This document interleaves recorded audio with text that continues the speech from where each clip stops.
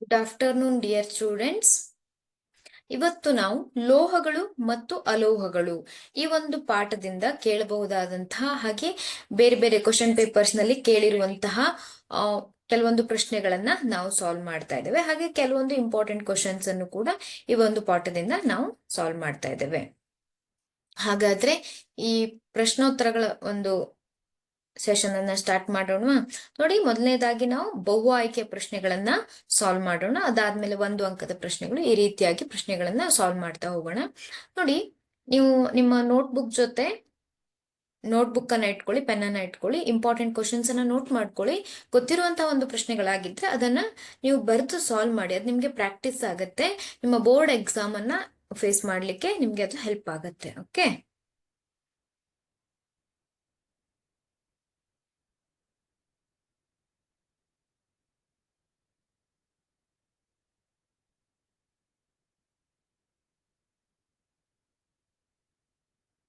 ನೋಡಿ ಮೊದಲನೇ ಪ್ರಶ್ನೆ. ಈ ಕೆಳಗಿನವುಗಳಲ್ಲಿ ಯಾವ ಜೋಡಿಯು ಸ್ಥಾನಪಲ್ಲಟ ಕ್ರಿಯೆಯನ್ನ ಉಂಟು ಮಾಡುತ್ತದೆ ಅಂತ ಇದೆ. ಈ ಕೆಳಗಿನವುಗಳಲ್ಲಿ ಯಾವ ಜೋಡಿಯು ಸ್ಥಾನಪಲ್ಲಟ ಕ್ರಿಯೆಯನ್ನ ಉಂಟು ಮಾಡುತ್ತದೆ ಅಂತ ಇದೆ.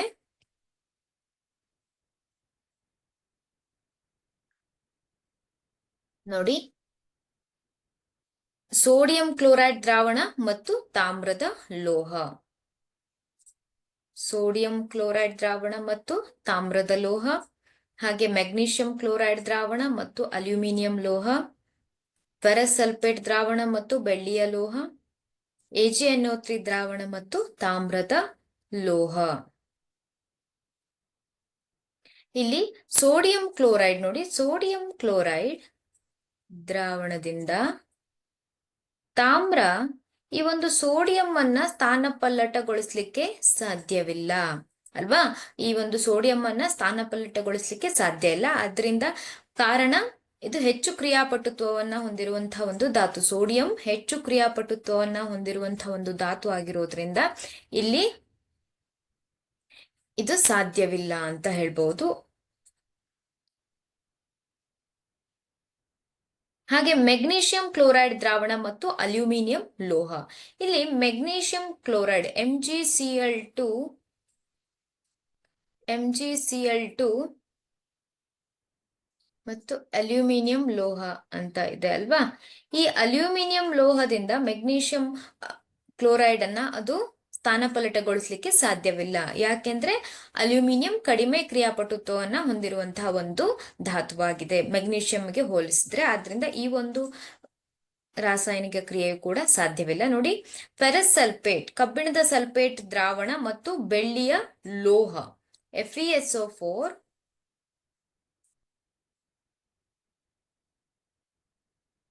ಪ್ಲಸ್ Ag ಅಲ್ವಾ. ಇಲ್ಲಿ ಬೆಳ್ಳಿ ಕಡಿಮೆ ಕ್ರಿಯಾಪಟುತ್ವ ಹೊಂದಿರುವಂತಹ ಒಂದು ಧಾತು ಆಗಿರೋದ್ರಿಂದ ಕಬ್ಬಿಣವನ್ನ ಅದು ಸ್ಥಾನಪಲ್ಲಟಗೊಳಿಸ್ಲಿಕ್ಕೆ ಸಾಧ್ಯವಿಲ್ಲ. ಆದ್ರಿಂದ ನಾವೇನ್ ಹೇಳ್ಬಹುದು, ಈ ಒಂದು ಕ್ರಿಯೆಯು ಕೂಡ ಸಾಧ್ಯವಿಲ್ಲ. ನಾಲ್ಕನೇ ಆಪ್ಷನ್ ಅನ್ನ ನೋಡಿ, AgNO3 ದ್ರಾವಣ ಮತ್ತು ತಾಮ್ರದ ಲೋಹ ಅಂತ ಇದೆ ಅಲ್ವಾ. ಇಲ್ಲಿ AgNO3 ಬೆಳ್ಳಿಯ ನೈಟ್ರೇಟ್ ಅಲ್ವಾ, ಬೆಳ್ಳಿಯ ನೈಟ್ರೇಟ್ ಪ್ಲಸ್ ತಾಮ್ರದ ಲೋಹ.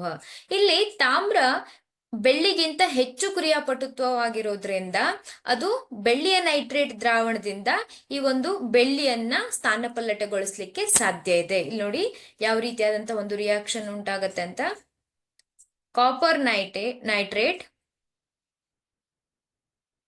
ಹಾಗೆ ಇಲ್ಲಿ Ag, ಇಲ್ಲಿ ನೋಡಿ ಬೆಳ್ಳಿ ಸ್ಥಾನಪಲ್ಲಟಗೊಂಡಿದೆ ಅಂತ ನಾವು ಹೇಳ್ಬಹುದು ಅಲ್ವಾ.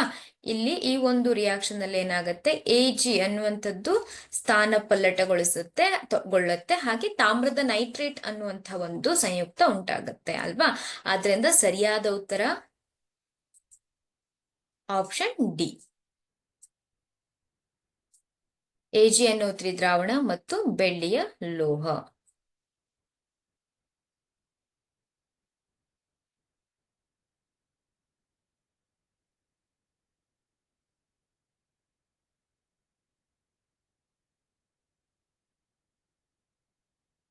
ನೆಕ್ಸ್ಟ್ ಕ್ವಶನ್ ನೋಡಿ. ಕಬ್ಬಿಣದ ಕಾವಲಿ ತುಕ್ಕು ಹಿಡಿಯದಂತೆ ತಡೆಗಟ್ಟಲು ಈ ಕೆಳಗಿನವುಗಳಲ್ಲಿ ಯಾವ ವಿಧಾನ ಸೂಕ್ತವಾಗಿದೆ? ಕಬ್ಬಿಣದ ಕಾವಲಿ ತುಕ್ಕು ಹಿಡಿಯದಂತೆ ತಡೆಗಟ್ಟಲಿಕ್ಕೆ ಆಪ್ಷನ್ ಎ ಗ್ರೀಸ್ ಹಚ್ಚುವುದು, ಆಪ್ಷನ್ ಬಿ ಬಣ್ಣ ಹಚ್ಚುವುದು, ಆಪ್ಷನ್ ಸಿ ಸತುವಿನ ಲೇಪನ ಮಾಡುವುದು, ಆಪ್ಷನ್ ಡಿ ಮೇಲಿನ ಎಲ್ಲವೂ. ಇಲ್ಲಿ ಗ್ರೀಸ್ ಹಚ್ಚುವುದು ಕೂಡ ಕಬ್ಬಿಣದ ಕಾವಲಿ ತುಕ್ಕು ಹಿಡಿಯದಂತೆ ತಡೆಗಟ್ಟಲಿಕ್ಕೆ ಸಹಾಯ ಆಗತ್ತೆ. ಹಾಗೆ ಬಣ್ಣ ಹಚ್ಚುವುದು ಕೂಡ ತುಕ್ಕು ಹಿಡಿಯೋದನ್ನ ತಡೆಗಟ್ಟಲಿಕ್ಕೆ ಸಹಾಯವಾಗತ್ತೆ. ಹಾಗೆ ಸತುವಿನ ಲೇಪನವು ಕೂಡ ಈ ಒಂದು ಕ್ರಿಯೆಗೆ ಸಹಾಯಕವಾಗತ್ತೆ ಅಲ್ವಾ. ಆದ್ರಿಂದ ಆಪ್ಷನ್ ಡಿ ಸರಿಯಾದ ಉತ್ತರ, ಈ ಮೇಲಿನ ಎಲ್ಲವೂ.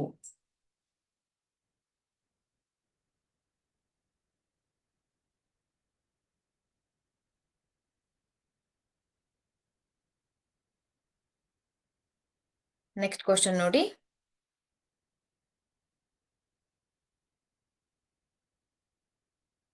ಒಂದು ಧಾತುವು ಆಕ್ಸಿಜನ್ನ ಜೊತೆ ಪ್ರತಿವರ್ತಿಸಿ ಹೆಚ್ಚಿನ ದ್ರವನ ಬಿಂದುವನ್ನ ಹೊಂದಿರುವ ಸಂಯುಕ್ತವನ್ನ ಉಂಟು ಮಾಡುತ್ತದೆ.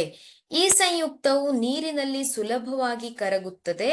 ಸಾಮಾನ್ಯವಾಗಿ ಆ ಧಾತು ಯಾವುದಾಗಿರಬಹುದೆಂದರೆ option A calcium, option B carbon, option C silicon, option D ಕಬ್ಬಿಣ.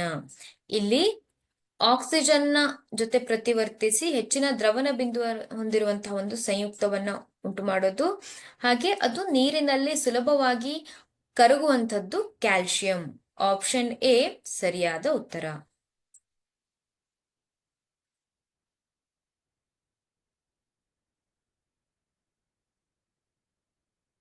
ಉಷ್ಣದ ಅತ್ಯುತ್ತಮ ವಾಹಕಗಳು ಆಪ್ಷನ್ ಎ ಬೆಳ್ಳಿ, ಆಪ್ಷನ್ ಬಿ ಚಿನ್ನ, ಆಪ್ಷನ್ ಸಿ ಕಬ್ಬಿಣ, ಆಪ್ಷನ್ ಡಿ ಪಾದರಸ. ಉಷ್ಣದ ಅತ್ಯುತ್ತಮ ವಾಹಕಗಳು ಅಂದ್ರೆ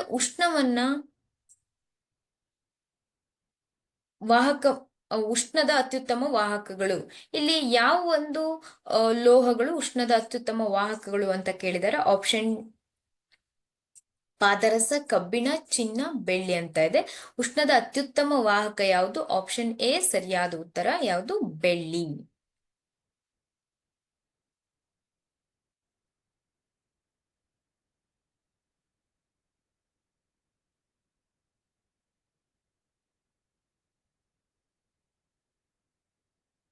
ನೆಕ್ಸ್ಟ್ ಕ್ವಶನ್. ಉಷ್ಣದ ದುರ್ಬಲ ವಾಹಕಗಳು ಯಾವುದು ಅಂತ ಕೇಳಿದರೆ ಆಪ್ಷನ್ ಎ ಕಬ್ಬಿಣ, option B magnesium, option C ಸೀಸ, ಆಪ್ಷನ್ ಡಿ ಬೆಳ್ಳಿ ಅಲ್ವಾ.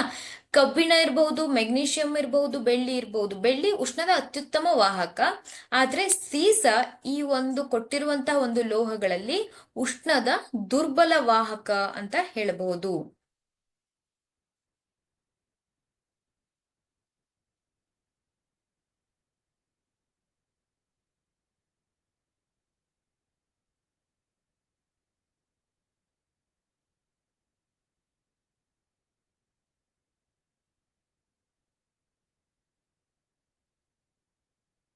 Next question. ಈ ಕೆಳಗಿನವುಗಳಲ್ಲಿ ಯಾವುದು ಅಲೋಹ? ಈ ಕೆಳಗಿನವುಗಳಲ್ಲಿ ಯಾವುದು ಅಲೋಹ ಅಂತ ಇದೆ. ಕಾರ್ಬನ್, ಕಬ್ಬಿಣ, ಮೆಗ್ನೀಷಿಯಂ, ಬೆಳ್ಳಿ. ಇಲ್ಲಿ ಬೆಳ್ಳಿಯು ಕೂಡ ಲೋಹ ಅಂತ ಹೇಳ್ಬಹುದು, ಮೆಗ್ನೀಷಿಯಂ ಕೂಡ ಒಂದು ಲೋಹ, ಕಬ್ಬಿಣವು ಕೂಡ ಲೋಹ. ಆದ್ರೆ ಕಾರ್ಬನ್ ಇದೊಂದು ಅಲೋಹ.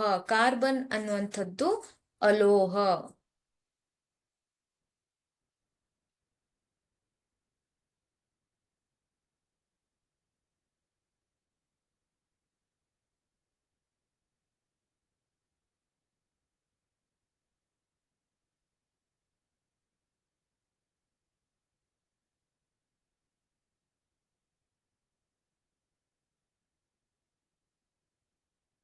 Next question.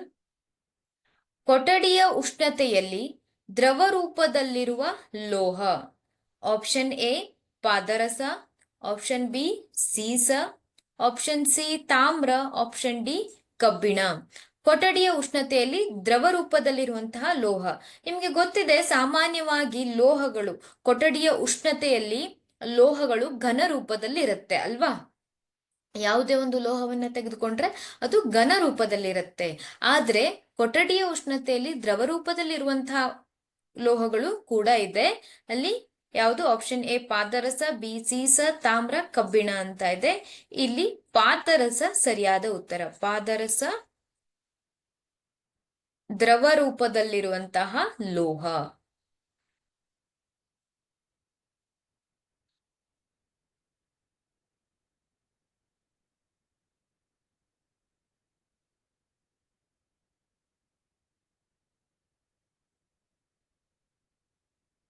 ನೆಕ್ಸ್ಟ್ ಕ್ವಶನ್ ನೋಡಿ.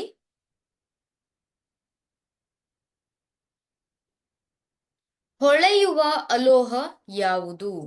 ಗಂಧಕ, ಅಯೋಡಿನ್, ಆಕ್ಸಿಜನ್, ಹೈಡ್ರೋಜನ್. ಇಲ್ಲಿ ಹೊಳೆಯುವಂತ ಅಲೋಹ, ಇಲ್ಲಿ ಸಾಮಾನ್ಯವಾಗಿ ಏನಾಗತ್ತೆ, ಲೋಹಗಳು ಹೊಳೆಯುವಂತಹ ಒಂದು ಲಕ್ಷಣವನ್ನ ಹೊಂದಿರುತ್ತೆ ಅಲ್ವಾ. ಆದ್ರೆ ಇಲ್ಲಿ ಏನಾಗಿದೆ, ಅಲೋಹ ಅಂತ ಕೇಳಿದ್ದಾರೆ. ಯಾವುದು ಹೊಳೆಯುವಂತಹ ಅಲೋಹ ಯಾವುದು ಅಂತ ಕೇಳಿದ್ದಾರೆ. ಇಲ್ಲಿ ಸರಿಯಾದ ಉತ್ತರ ಯಾವುದು ಅಂತ ನೋಡ್ಬೇಕು. ಆಪ್ಷನ್ ಎ ಗಂಧಕ, option B iodine, option C oxygen, hydrogen ಅಂತ ಇದೆ. ಹಾಗಾದ್ರೆ ಸರಿಯಾದ ಉತ್ತರ ಯಾವುದು ಹೇಳ್ಬೋದಾ?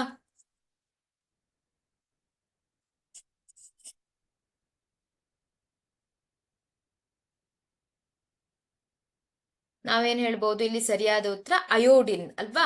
ಅಯೋಡಿನ್ ಹೊಳೆಯುವಂತಹ ಒಂದು ಅಲೋಹವಾಗಿದೆ. ಗೊತ್ತಾಯ್ತಾ? ಸರಿಯಾದ ಉತ್ತರ option B iodine.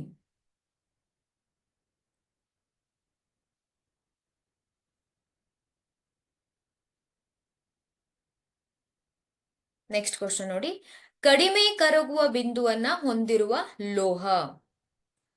Option A gallium, option B carbon, option C ಗಂಧಕ, ಆಪ್ಷನ್ ಡಿ ಸೋಡಿಯಂ. ಇಲ್ಲಿ ಕಡಿಮೆ ಕರಗುವ ಬಿಂದುವನ್ನು ಹೊಂದಿರುವಂತಹ ಲೋಹ ಯಾವುದು? Option A gallium. ಅದು ನಮ್ಮ ಕೈಯಲ್ಲಿ ಹಿಡಿದುಕೊಂಡ್ರು ಕೂಡ, ಈ ಲೋಹವನ್ನು ಹಿಡಿದುಕೊಂಡ್ರು ಕೂಡ ನಮ್ಮ ಬಾಡಿ ಟೆಂಪರೇಚರ್ಗೆ ಏನಾಗುತ್ತೆ, ಈ ಒಂದು ಲೋಹ ಕರಗುವಂತಹ ಒಂದು ಲಕ್ಷಣವನ್ನ ಹೊಂದಿದೆ. ಸೊ ಸರಿಯಾದ ಉತ್ತರ ಆಪ್ಷನ್ ಎ ಗ್ಯಾಲಿಯಂ.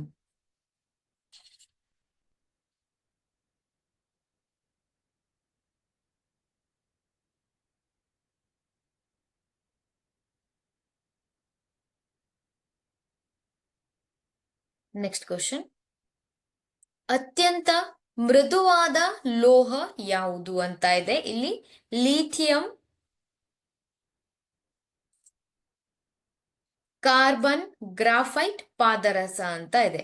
ಅತ್ಯಂತ ಮೃದುವಾದ ಲೋಹ ಯಾವುದು ಅಂತ ಇದೆ. ಸರಿಯಾದ ಉತ್ತರ ಲಿಥಿಯಂ. ಲಿಥಿಯಂ ಅತ್ಯಂತ ಮೃದುವಾದ ಲೋಹ. ಈ ಎಲ್ಲಾ ಪ್ರಶ್ನೆಗಳು ಕೂಡ ಲೋಹಗಳ ಭೌತಿಕ ಲಕ್ಷಣಗಳ ಮೇಲೆ ಅವಲಂಬಿತವಾಗಿದೆ ಅಲ್ವಾ. ಫಿಸಿಕಲ್ ಕ್ಯಾರೆಕ್ಟರ್ಸ್ ಅಂತ ಹೇಳ್ಬಹುದು ನಾವು.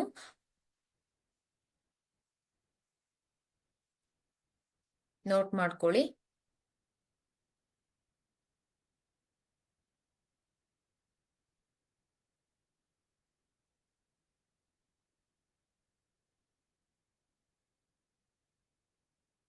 Next question. ಉಭಯವರ್ತಿ ಆಕ್ಸೈಡ್ಗಳಿಗೆ ಉದಾಹರಣೆ ಅಲ್ಯೂಮಿನಿಯಂ ಆಕ್ಸೈಡ್, ತಾಮ್ರದ oxide, sodium oxide, potassium oxide. ಉಭಯವರ್ತಿ ಆಕ್ಸೈಡ್ಗಳಿಗೆ ಉದಾಹರಣೆ ಯಾವುದು ಇಲ್ಲಿ? ಅಲ್ಯೂಮಿನಿಯಂ ಆಕ್ಸೈಡ್ ಅಂತ ಹೇಳ್ಬಹುದು ಅಲ್ವಾ. ಉಭಯವರ್ತಿ ಆಕ್ಸೈಡ್ಗೆ ಉದಾಹರಣೆ ಅಲ್ಯೂಮಿನಿಯಂ ಆಕ್ಸೈಡ್. ಮುಕ್ತ ರೂಪದಲ್ಲಿ ದೊರೆಯುವಂತಹ ಒಂದು ಲೋಹಗಳಿಗೆ ಉದಾಹರಣೆ ಕಬ್ಬಿಣ, ಬೆಳ್ಳಿ, ಅಲ್ಯೂಮಿನಿಯಂ, ಸೋಡಿಯಂ. ಇಲ್ಲಿ ಮುಕ್ತ ರೂಪದಲ್ಲಿ ಅಂದ್ರೆ ಅದು ಯಾವುದೇ ಅದಿರಿನ ರೂಪದಲ್ಲಿ ದೊರೆಯೋದಿಲ್ಲ. ಮುಕ್ತ ರೂಪದಲ್ಲಿ ದೊರೆಯುವಂತಹ ಒಂದು ಲೋಹಗಳಿಗೆ ಉದಾಹರಣೆ ಯಾವುದು? ಇಲ್ಲಿ ಬೆಳ್ಳಿ ಮತ್ತು ಚಿನ್ನ, ಅವು ಮುಕ್ತ ರೂಪದಲ್ಲಿ ದೊರೆಯುವಂತಹ ಒಂದು ಲೋಹಗಳು ಅಂತ ಹೇಳ್ಬೋದು. ಸರಿಯಾದ ಉತ್ತರ ಬೆಳ್ಳಿ.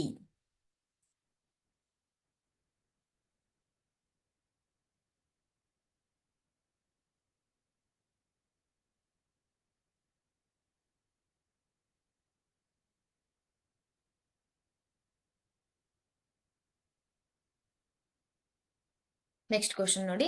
ಈ ಕೆಳಗಿನ ರಾಸಾಯನಿಕ ಕ್ರಿಯೆಗಳನ್ನ ಗಮನಿಸಿ.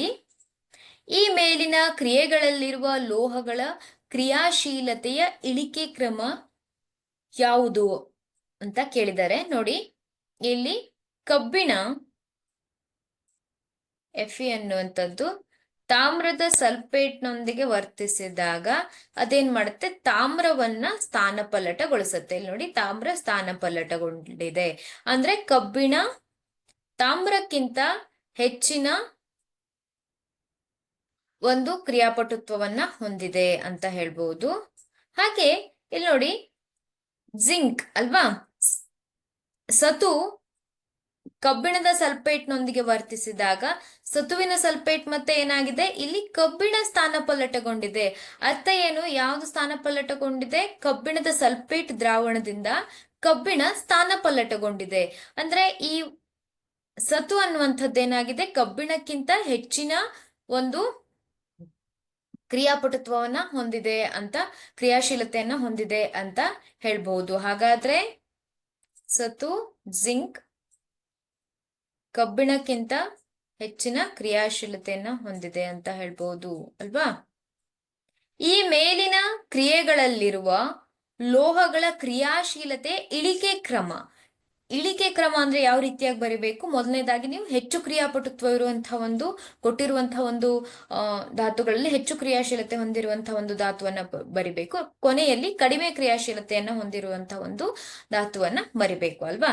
ಇಲ್ಲಿ ಕೊಟ್ಟಿರುವಂತಹ ಧಾತುಗಳಲ್ಲಿ ಜಿಂಕ್ ಅನ್ನುವಂಥದ್ದೇನಾಗಿದೆ, Zn, ಅದು ಹೆಚ್ಚಿನ ಕ್ರಿಯಾಶೀಲತೆಯನ್ನು ಹೊಂದಿದೆ. ಕಾಪರ್, Cu, ತಾಮ್ರ ಅದೇನಾಗಿದೆ, ಅದು ಕಡಿಮೆ ಕ್ರಿಯಾಶೀಲತೆಯನ್ನ ಹೊಂದಿದೆ. ಆದ್ರಿಂದ ನೋಡಿ, ಜಿಂಕ್ ಮೊದಲನೇದಾಗಿದೆ, ಇದೆರಡು ತಪ್ಪಾಗಿದೆ ಅಲ್ವಾ. ಹಾಗಾದ್ರೆ FeCu ಸರಿಯಾದ ಉತ್ತರ ಆಪ್ಷನ್ ಎ, ಜಿಂಕ್ FeCu.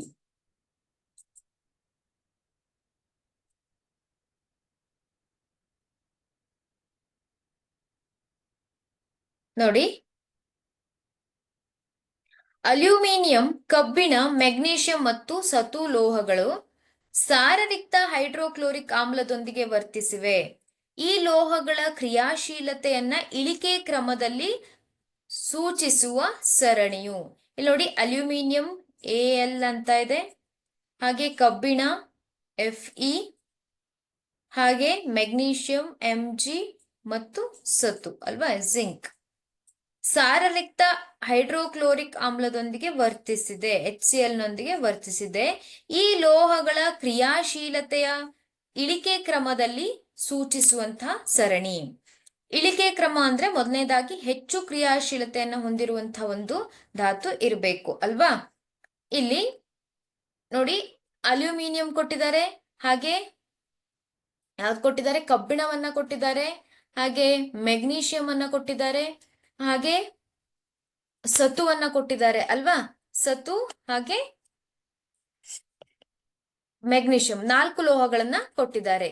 ಇಲ್ಲಿ ಹೆಚ್ಚಿನ ಕ್ರಿಯಾಶೀಲತೆಯನ್ನ ಹೊಂದಿರುವಂತಹ ಒಂದು ಧಾತುಗಳನ್ನ ಮೊದಲನೇದಾಗಿ ಬರಿಬೇಕು, ಕಡಿಮೆ ಕ್ರಿಯಾಶೀಲತೆಯನ್ನ ಹೊಂದಿರುವಂತಹ ಒಂದು ಧಾತುಗಳನ್ನ ಕೊನೆಯಲ್ಲಿ ಬರಿಬೇಕು ಅಲ್ವಾ.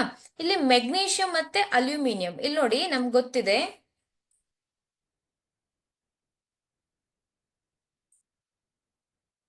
ಕೊಟ್ಟಿರುವಂತಹ ಒಂದು ಲೋಹಗಳಲ್ಲಿ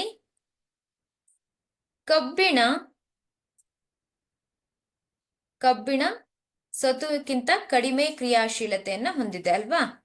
ಈ ರೀತಿಯಾಗಿ ನಾವು ನೋಟ್ ಮಾಡ್ಕೊಳ್ಬಹುದು.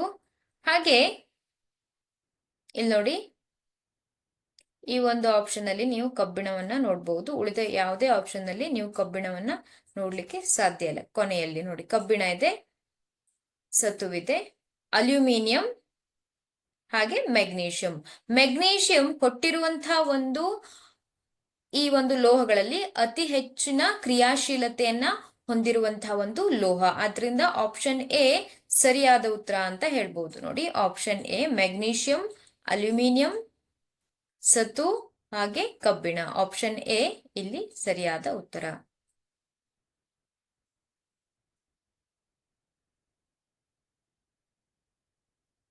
ನೋಡಿ, ಇಲ್ಲಿಯವರೆಗೆ ನಾವು ಬಹು ಆಯ್ಕೆಯ ಪ್ರಶ್ನೆಯನ್ನ ತಿಳ್ಕೊಂಡ್ವಿ ಅಲ್ವಾ? ಇನ್ನು ಮುಂದೆ 1 ಅಂಕದ ಪ್ರಶ್ನೆಯನ್ನ ತಿಳ್ಕೊಳ್ಳೋಣ. ನೋಟ್ ಮಾಡ್ಕೊಳ್ಳಿ ಪ್ರಶ್ನೆಯನ್ನ, MCQ ಕ್ವಶನ್ ಅನ್ನ ಸಾಲ್ವ್ ಮಾಡಿ, ಹಾಗೆ ಇಲ್ಲಿ ಈ ಪ್ರಶ್ನೆಗಳನ್ನ ನೋಟ್ ಮಾಡ್ಕೊಳ್ಳಿ.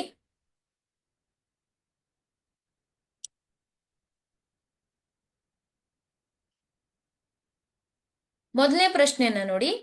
ಅಯಾನಿಕ್ ಸಂಯುಕ್ತಗಳು ಹೆಚ್ಚಿನ ಕರಗುವ ಬಿಂದು ಮತ್ತು ಕುದಿಬಿಂದುಗಳನ್ನ ಹೊಂದಿವೆ ಏಕೆ ಅಂತ ಇದೆ. ಉತ್ತರವನ್ನ ಬರಿಬಹುದಾ?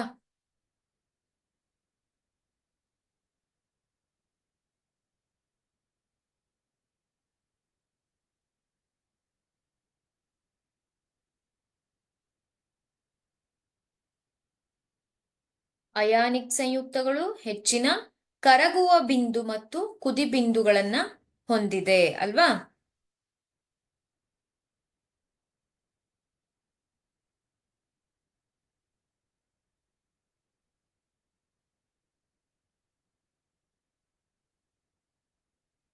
ಉತ್ತರವನ್ನ ನೋಡಿ.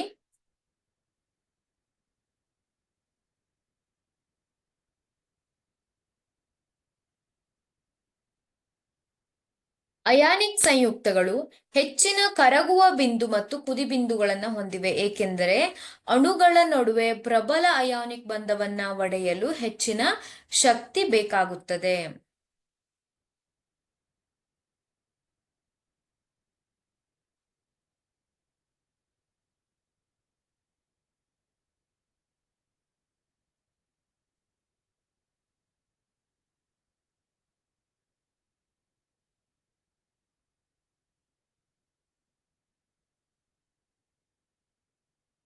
ನೆಕ್ಸ್ಟ್ ನೋಡಿ, ಉಭಯಧರ್ಮಿ ಆಕ್ಸೈಡ್ಗಳೆಂದರೇನು? ಎರಡನೇ ಪ್ರಶ್ನೆಯನ್ನ ನೋಡಿ. ಇದು ಕೂಡ 1 ಅಂಕಕ್ಕೆ ಕೇಳಿರುವಂತಹ ಒಂದು ಪ್ರಶ್ನೆ. ಉಭಯಧರ್ಮಿ ಆಕ್ಸೈಡ್ಗಳೆಂದರೇನು ಅಂತ ಇದೆ.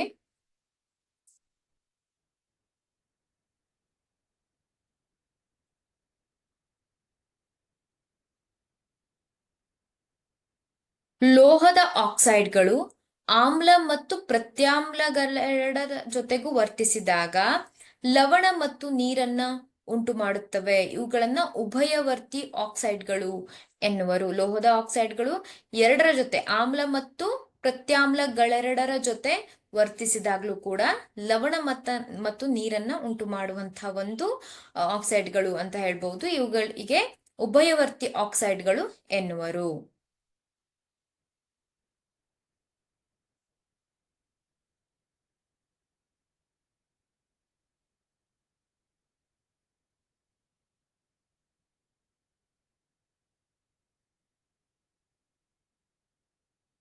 ಯಾವ ಲೋಹಗಳು ಸುಲಭವಾಗಿ ಸಂಕ್ಷಾರಣಕ್ಕೆ ಒಳಗಾಗುವುದಿಲ್ಲ ಅಂತ ಇದೆ ಪ್ರಶ್ನೆ ನೋಡಿ. ಯಾವ ಲೋಹಗಳು ಸುಲಭವಾಗಿ ಸಂಕ್ಷಾರಣಕ್ಕೆ ಒಳಗಾಗುವುದಿಲ್ಲ? ಪ್ರಶ್ನೆಯನ್ನ ನೋಟ್ ಮಾಡ್ಕೊಳ್ಳಿ.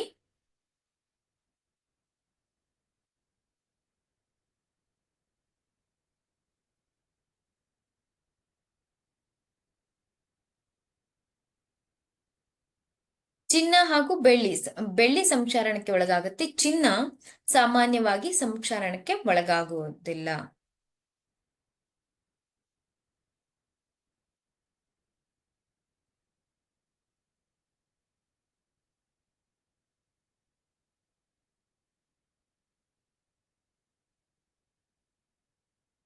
ನೆಕ್ಸ್ಟ್ ಕ್ವಶನ್ ನೋಡಿ. ಪ್ರಕೃತಿಯಲ್ಲಿ ಮುಕ್ತ ರೂಪದಲ್ಲಿ ದೊರೆಯುವ 2 ಲೋಹಗಳನ್ನ ಹೆಸರಿಸಿ ಅಂತ ಇದೆ. ಪ್ರಕೃತಿಯಲ್ಲಿ ಮುಕ್ತ ರೂಪದಲ್ಲಿ ದೊರೆಯುವಂತಹ 2 ಲೋಹಗಳು ಯಾವುದು ಅಂತ ಕೇಳಿದ್ದಾರೆ ಅಲ್ವಾ? ನೋಡಿ ಪ್ರಶ್ನೆಯನ್ನ ನೋಟ್ ಮಾಡ್ಕೊಳ್ಳಿ.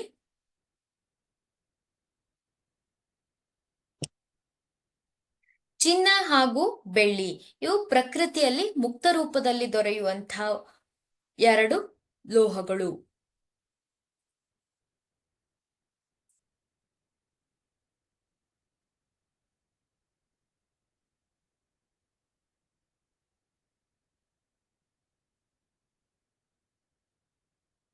ಲೋಹವನ್ನು ಅದರ ಆಕ್ಸೈಡ್ ನಿಂದ ಪಡೆಯಲು ಬಳಸುವ ರಾಸಾಯನಿಕ ವಿಧಾನ ಯಾವುದು ಅಂತ ಇದೆ. ಲೋಹವನ್ನು ಉದಾಹರಣೆಗೆ ಯಾವುದೇ ತಾಮ್ರದ ಆಕ್ಸೈಡ್ ಇರಬಹುದು, ಅಲ್ಯೂಮಿನಿಯಂ ಆಕ್ಸೈಡ್ ಇರಬಹುದು.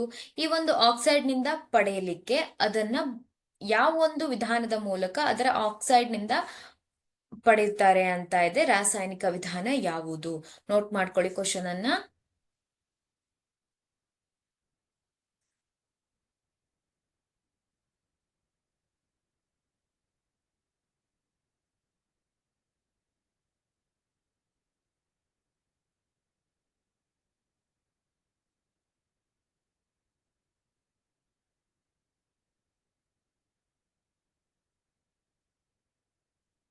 ಅಪಕರ್ಷಿಸುವಿಕೆ ವಿಧಾನದ ಮೂಲಕ ಲೋಹವನ್ನ ಅದರ ಆಕ್ಸೈಡ್ ನಿಂದ ಪಡೆಯಬಹುದು. ಇದು ಕೂಡ 1 ಅಂಕಕ್ಕೆ ಕೇಳಬಹುದಾದಂತ ಒಂದು ಪ್ರಶ್ನೆ.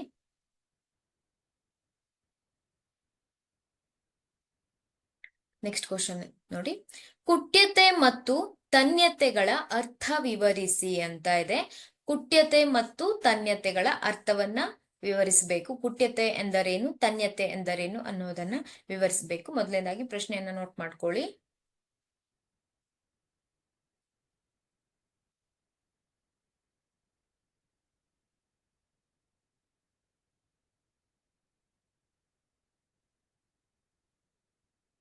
ತೆಳುವಾದ ತಂತಿಗಳನ್ನಾಗಿ ಎಳೆಯಬಹುದಾದ ಲೋಹದ ಸಾಮರ್ಥ್ಯಕ್ಕೆ ತನ್ಯತೆ ಎನ್ನುವರು.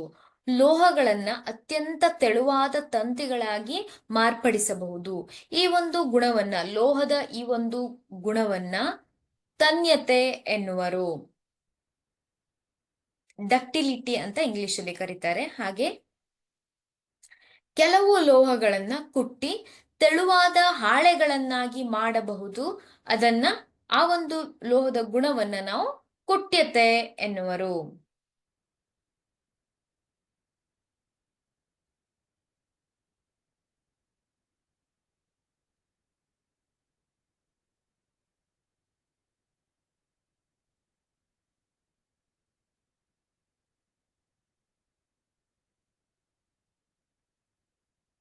ನೆಕ್ಸ್ಟ್ ಕ್ವಶನ್ ನೋಡಿ,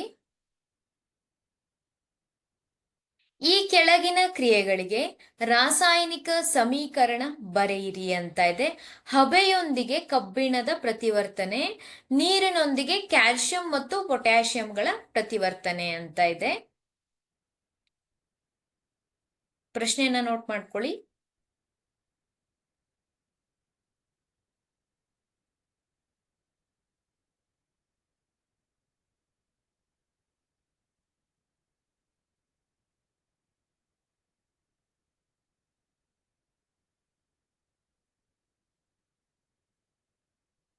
ಇಲ್ಲಿ ಹಬೆಯೊಂದಿಗೆ ಕಬ್ಬಿಣವು ವರ್ತಿಸಿದಾಗ ನೋಡಿ, ಕಬ್ಬಿಣದ ಪ್ರತಿವರ್ತನೆಯಾದ ರಾಸಾಯನಿಕ ಸೂತ್ರ ಯಾವ ರೀತಿಯಾಗಿದೆ ಅಂತ. ಕಬ್ಬಿಣ Fe ಅಲ್ವಾ, ಹಬೆ ಅಂದ್ರೆ ನೀರು, ಹಬೆಯಲ್ಲಿರುವಂತದ್ದು ನೀರು H2O ಅಲ್ವಾ. ಇದು ವರ್ತಿಸಿ ಏನನ್ನ ಉಂಟು ಮಾಡ್ತಾ ಇದ್ರೆ Fe3O4 ಫೆರಸ್ ಆಕ್ಸೈಡ್ ಮತ್ತೆ ಹೈಡ್ರೋಜನ್ ಅನಿಲವನ್ನ ಬಿಡುಗಡೆ ಮಾಡ್ತಾ ಇದೆ. ಇದನ್ನ ಬ್ಯಾಲೆನ್ಸ್ ಮಾಡ್ಬೇಕು. Fe3 ಇದೆ ಅಲ್ವಾ, ಇಲ್ಲಿ 3Fe ಅಂತ ಹಾಕ್ಬೇಕು. ಹಾಗೆ H2 ಇದೆ, ಇಲ್ಲೂ ಕೂಡ H2O ಅಂತ ಇದೆ ಅಲ್ವಾ. ನೋಡಿ, 4 ಆಕ್ಸಿಜನ್ ಆಯ್ತು, ಇಲ್ಲೂ ಕೂಡ 4 ಆಕ್ಸಿಜನ್ ಆಯ್ತು. ಆದ್ರೆ ಇಲ್ಲಿ 8 ಹೈಡ್ರೋಜನ್ ಆಗಿದೆ, ಆದ್ರಿಂದ ಇಲ್ಲಿ 4H2 ಅಂತ ಹಾಕಿದ್ರೆ ಸರಿ ಆಗುತ್ತೆ ಅಲ್ವಾ. 4H2 ಅಂದ್ರೆ 8 ಹೈಡ್ರೋಜನ್ ಆಗುತ್ತೆ.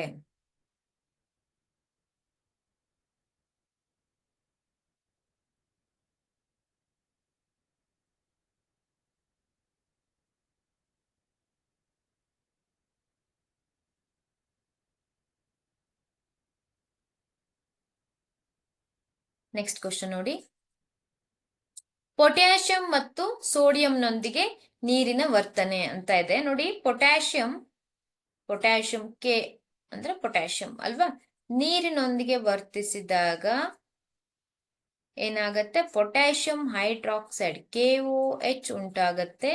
ಹಾಗೆ ಹೈಡ್ರೋಜನ್ ಅನಿಲ ಮತ್ತು ಉಷ್ಣ ಶಕ್ತಿ ಬಿಡುಗಡೆ ಆಗುತ್ತೆ ಅಲ್ವಾ.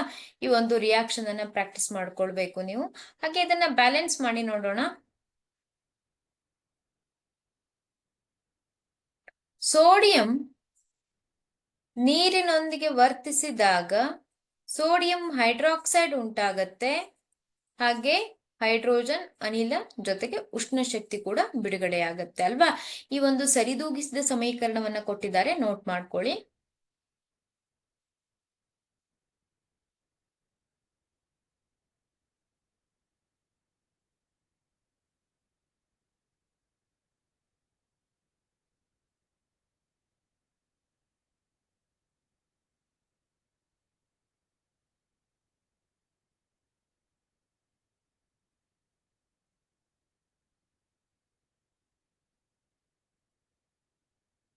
ಐ ಹೋಪ್ ನೋಟ್ ಮಾಡ್ಕೊಂಡಿದ್ದೀರಾ ಅಂತ ಅನ್ಕೊಳ್ತೇನೆ.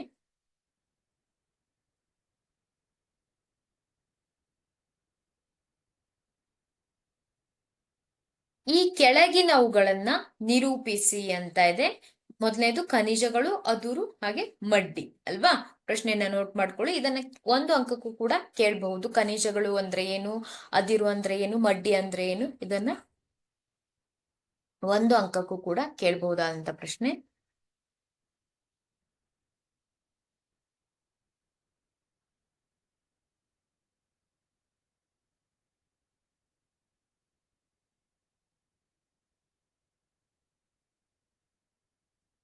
ಸಾಮಾನ್ಯವಾಗಿ ಭೂಮಿಯಿಂದ ಗಣಿಗಾರಿಕೆ ಮಾಡಿದ ಅದುರುಗಳು ಮಣ್ಣು ಮತ್ತು ಇತ್ಯಾದಿಗಳಿಂದ ಹೆಚ್ಚಿನ ಪ್ರಮಾಣದಲ್ಲಿ ಕಲುಷಿತಗೊಂಡಿರುತ್ತವೆ. ಇದನ್ನ ಮಡ್ಡಿ ಎನ್ನುವರು ಅಂತ ಇದೆ.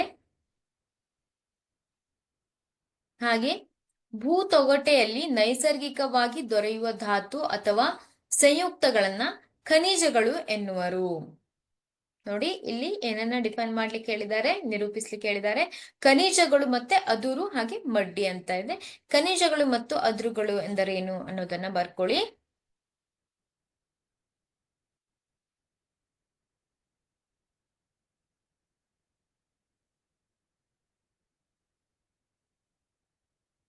ಕೆಲವು ಸ್ಥಳಗಳಲ್ಲಿನ ಖನಿಜಗಳು ಅತ್ಯಂತ ಹೆಚ್ಚಿನ ಪ್ರಮಾಣದಲ್ಲಿ ನಿರ್ದಿಷ್ಟವಾದ ಲೋಹವನ್ನ ಹೊಂದಿರುತ್ತವೆ. ಇವುಗಳಿಂದ ಅದನ್ನ ಲಾಭದಾಯಕವಾಗಿ ಹೊರತೆಗೆಯಬಹುದು. ಈ ರೀತಿಯಾದಂತಹ ಖನಿಜಗಳ ಅದುರುಗಳನ್ನ ಏನಂತ ಕರೀತಾರೆ,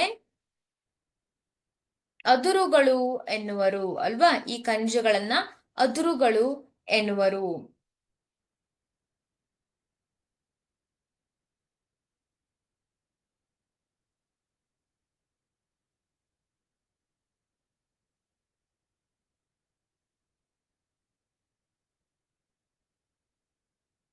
ನೆಕ್ಸ್ಟ್ ಕ್ವಶನ್ ನೋಡಿ. ಸೋಡಿಯಂ ಕ್ಲೋರೈಡ್ ಮತ್ತು ಮೆಗ್ನೀಷಿಯಂ ಕ್ಲೋರೈಡ್ಗಳ ಉಂಟಾಗುವಿಕೆಯನ್ನ ಇಲೆಕ್ಟ್ರಾನ್ ಚುಕ್ಕಿ ವಿನ್ಯಾಸದ ಸಹಾಯದಿಂದ ತೋರಿಸಿ ಅಂತ ಇದೆ. ಸೋಡಿಯಂ ಕ್ಲೋರೈಡ್ ಮತ್ತೆ ಮೆಗ್ನೀಷಿಯಂ ಕ್ಲೋರೈಡ್ಗಳ ಉಂಟಾಗುವಿಕೆಯನ್ನ ಇಲೆಕ್ಟ್ರಾನ್ ಚುಕ್ಕಿ ವಿನ್ಯಾಸದ ಸಹಾಯದಿಂದ ತೋರಿಸಬೇಕು. ಕ್ವಶನ್ ಅನ್ನ ನೋಟ್ ಮಾಡ್ಕೊಳ್ಳಿ.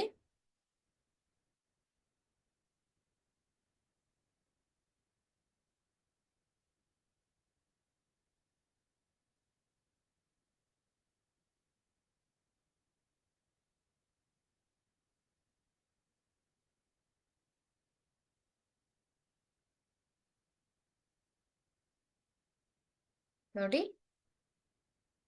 ಸೋಡಿಯಂ ಕ್ಲೋರೈಡ್ ಮೆಗ್ನೀಷಿಯಂ ಕ್ಲೋರೈಡ್ ಉಂಟಾಗುವಿಕೆ ಅಲ್ವಾ. ಈ ರೀತಿಯಾಗಿ ನೀವು ಇಲೆಕ್ಟ್ರಾನ್ ಚುಕ್ಕಿ ವಿನ್ಯಾಸದಿಂದ ತೋರಿಸಬಹುದು.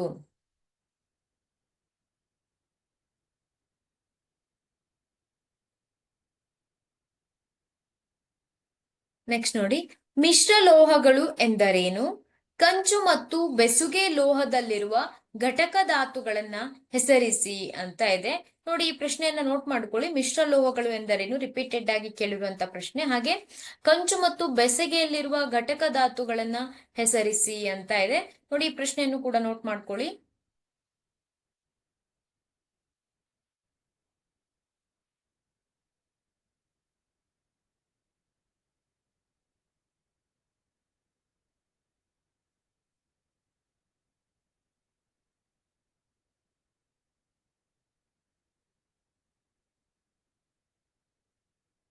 ಮಿಶ್ರಲೋಹವು ಎರಡು ಅಥವಾ ಹೆಚ್ಚು ಲೋಹ ಅಥವಾ ಲೋಹ ಅಲೋಹಗಳ ಸಮರೂಪದ ಮಿಶ್ರಣವಾಗಿದೆ. ಮಿಶ್ರಲೋಹಗಳು ಎರಡು ಅಥವಾ ಹೆಚ್ಚು ಲೋಹ ಅಥವಾ ಲೋಹ ಮತ್ತು ಅಲೋಹಗಳ ಸಮರೂಪದ ಮಿಶ್ರಣವಾಗಿದೆ. ಅಲೋಹಗಳು ಮಿಶ್ರಲೋಹಗಳು ಎಂದರೇನು ಅಂತ ಕೇಳ್ತಾರೆ ಅಲ್ವಾ. ಅದಕ್ಕೆ ಉತ್ತರವನ್ನ ನೋಟ್ ಮಾಡ್ಕೊಳ್ಳಿ.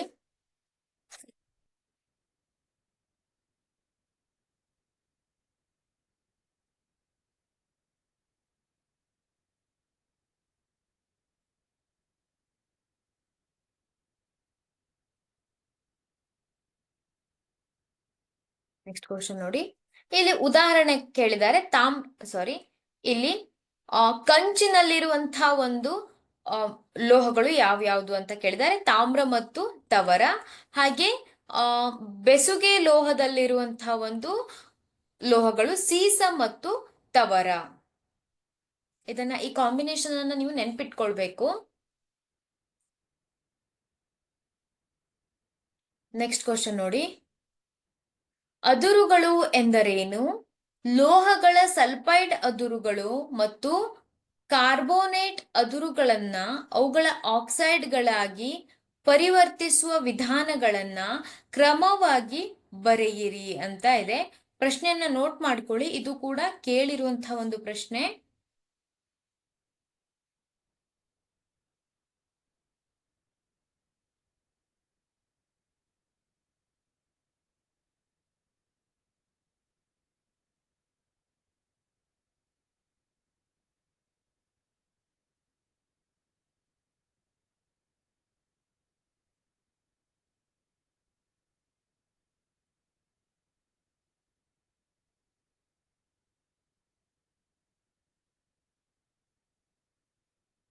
ಇಲ್ಲಿ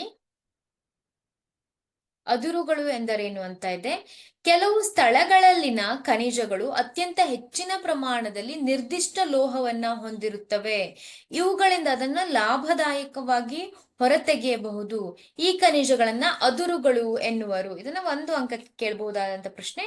ಇಲ್ಲಿ ನೋಡಿ, ಇಲ್ಲಿ ಅದುರುಗಳು ಎಂದರೇನು 1 ಅಂಕ. ಹಾಗೆ ಲೋಹದ ಸಲ್ಫೈಡ್ ಅದುರುಗಳು ಮತ್ತು ಕಾರ್ಬೋನೇಟ್ ಅದುರುಗಳನ್ನ ಅವುಗಳ ಆಕ್ಸೈಡ್ಗಳಾಗಿ ಪರಿವರ್ತಿಸುವ ವಿಧಾನಗಳನ್ನ ಬರೆಯಿರಿ ಅಂತ ಇದೆ. ಅದು ಕೂಡ 2 ಅಂಕದ ಪ್ರಶ್ನೆ. ಒಟ್ಟು 3 ಅಂಕದ ಪ್ರಶ್ನೆ ಇದು. ಇಲ್ಲಿ ಹುರಿಯುವಿಕೆ ಮತ್ತು ಕಾಸುವಿಕೆ. ಇಲ್ಲಿ ಸಲ್ಫೈಡ್ ಅದುರುಗಳನ್ನ ಹುರಿಯುವಿಕೆಯ ಮೂಲಕ, ಕಾರ್ಬೋನೇಟ್ ಅದುರುಗಳನ್ನ ಕಾಸುವಿಕೆಯ ಮೂಲಕ ಏನ್ ಮಾಡಬಹುದು, ನಾವು ಲೋಹಗಳನ್ನ ಪಡೆಯಬಹುದು.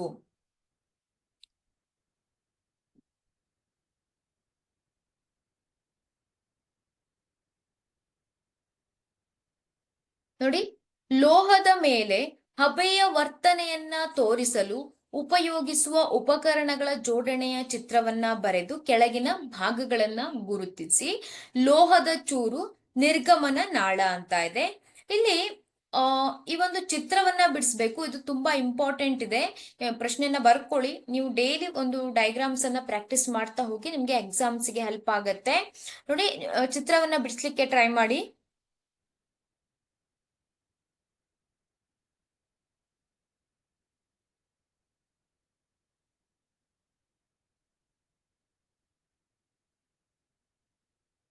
ನೋಡಿ, ಈ ಒಂದು ಚಿತ್ರವನ್ನ ಬಿಡಿಸ್ಬೇಕು. ಇಲ್ಲಿ ನಿಮ್ಗೆ ಲೋಹದ ಚೂರು ಮತ್ತೆ ನಿರ್ಗಮನ ನಾಳ ಅಲ್ವಾ?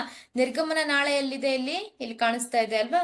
ಇದನ್ನ ನಿರ್ಗಮನ ನಾಳ ಅಂತ ಹೇಳ್ತೇವೆ. ಇದು ಲೋಹದ ಚೂರು. ಈ 2 ಭಾಗಗಳನ್ನ ಗುರುತಿಸ್ಲಿಕ್ಕೆ ಹೇಳಿದ್ದಾರೆ. ಆದ್ರೆ ನೀವು ಈ ಡಯಾಗ್ರಾಮ್ ಅನ್ನ ಪ್ರಾಕ್ಟೀಸ್ ಡೈಲಿ ಮಾಡ್ಬೇಕು. ಇದನ್ನ ನಿಮ್ಗೆ ಯಾವುದೇ ಒಂದು ಭಾಗವನ್ನ ಗುರುತಿಸ್ಲಿಕ್ಕೆ ಕೇಳಬಹುದು. ಹೈಡ್ರೋಜನ್ ಅನಿಲ, ನೀರಿನಲ್ಲಿ ಅದ್ದಿದ ಗಾಜಿನ ನೂಲು, ಈ ರೀತಿಯಾಗಿ ಯಾವುದೇ ಪ್ರಶ್ನೆಯನ್ನ, ಯಾವುದೇ ಒಂದು ಭಾಗವನ್ನ ಗುರುತಿಸ್ಲಿಕ್ಕೆ ಕೇಳಬಹುದು. ಆದ್ರಿಂದ ಎಲ್ಲಾ ಭಾಗಗಳನ್ನ ನೀವು ಡಯಾಗ್ರಾಮ್ ಬಿಡಿಸ್ಬೇಕಾದ್ರೆ ಎಲ್ಲಾ ಭಾಗಗಳನ್ನ ಪ್ರಾಕ್ಟೀಸ್ ಮಾಡ್ಕೊಳ್ಬೇಕು. ಗೊತ್ತಾಯ್ತಾ? ಪ್ರಶ್ನೆಯನ್ನು ನೋಟ್ ಮಾಡ್ಕೊಳ್ಬೇಕಾದ್ರೆ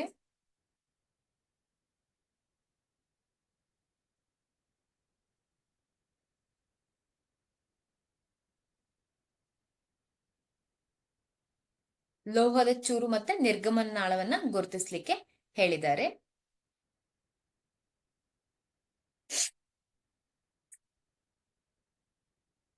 ಚಿತ್ರವನ್ನ ನೋಡಿ, ನೀವು ಚಿತ್ರವನ್ನ ಯಾವ್ಯಾವ ಚಿತ್ರವನ್ನ ಕೇಳಬಹುದಾದ ಚಿತ್ರಗಳು ಅಂತ ನಿಮ್ಗೆ ಗೊತ್ತಿರತ್ತೆ ಸಾಮಾನ್ಯವಾಗಿ. ಅದನ್ನ ಡೈಲಿ ಪ್ರಾಕ್ಟೀಸ್ ಮಾಡಿ, ಅದ್ ನಿಮ್ಗೆ ಹೆಲ್ಪ್ ಆಗುತ್ತೆ. ಡೈಲಿ 1-2 ಚಿತ್ರವನ್ನ ಪ್ರಾಕ್ಟೀಸ್ ಮಾಡ್ತಾ ಹೋಗಿ. ಭಾಗಗಳನ್ನ ಗುರುತಿಸಿ. ಚಿತ್ರ ಒಂದೇ ಪ್ರಾಕ್ಟೀಸ್ ಮಾಡೋದಲ್ಲ, ಅಲ್ಲಿ ಭಾಗಗಳನ್ನ ಗುರುತಿಸೋದನ್ನು ಕೂಡ ಪ್ರಾಕ್ಟೀಸ್ ಮಾಡ್ಕೊಳ್ಬೇಕು. ಆಗ ಮಾತ್ರ ನಿಮ್ಗೆ ಪೂರ್ಣವಾದಂತಹ ಒಂದು ಅಂಕಗಳು ಸಿಗತ್ತೆ ಅಂತ ಹೇಳ್ಬಹುದು. ಓಕೆ, ಸೊ ಡಿಯರ್ ಸ್ಟೂಡೆಂಟ್ಸ್, ನಾನಿಲ್ಲಿ ಸ್ಟಾಪ್ ಮಾಡ್ತಾ ಇದ್ದೇನೆ. ನೆಕ್ಸ್ಟ್ ಕ್ಲಾಸ್ ಅಲ್ಲಿ ಕಂಟಿನ್ಯೂ ಮಾಡೋಣ, ಆಯ್ತಾ? Thank you.